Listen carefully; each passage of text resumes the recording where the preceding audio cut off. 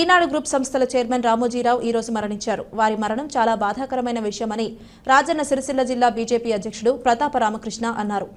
చిన్న రైతు కుటుంబంలో జన్మించి ఎంతో కష్టపడి ఉమ్మడి ఆంధ్రప్రదేశ్లో ఈనాడు పేపర్ను ఏర్పాటు చేసి పెద్ద ప్రజల గొంతుగా ప్రభుత్వాలు ఏవైనా ప్రజల పక్షాన నిలిచారని పేర్కొన్నారు.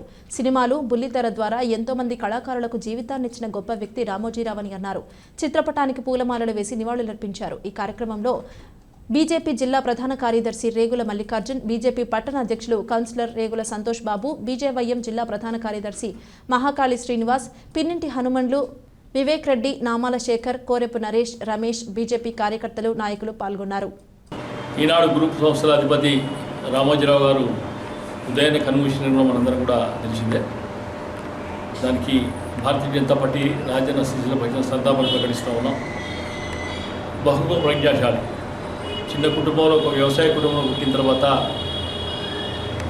ఉమ్మడి ఆంధ్రప్రదేశ్ రాజకీయాలలో, తెలంగాణ రాజకీయాలలో చిత్ర పరిశ్రమకే కాక బుల్లితెర మీద కొన్ని లక్షలాది మంది ఉపాధి కోసం ఏదైనా మార్గదర్శి చీట్ ఫండ్ కానీ, టీవీ కానీ, దాదాపు భారతదేశంలో అన్ని భాషల్లో కూడా ఈటీవీ మనం చూస్తున్నామంటే ఆయన కృషి.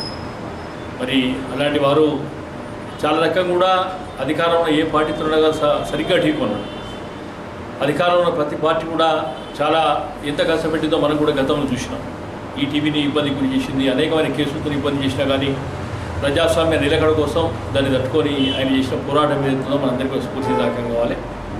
మరి ఆయన మృతికి సంతాపం ప్రకటిస్తూ ఆయన కుటుంబ సభ్యులకు ప్రగాఢ సానుభూతి వ్యక్తం చేస్తూ ఆయన ఆత్మకు శాంతికరమని కోరుతా ఉంది.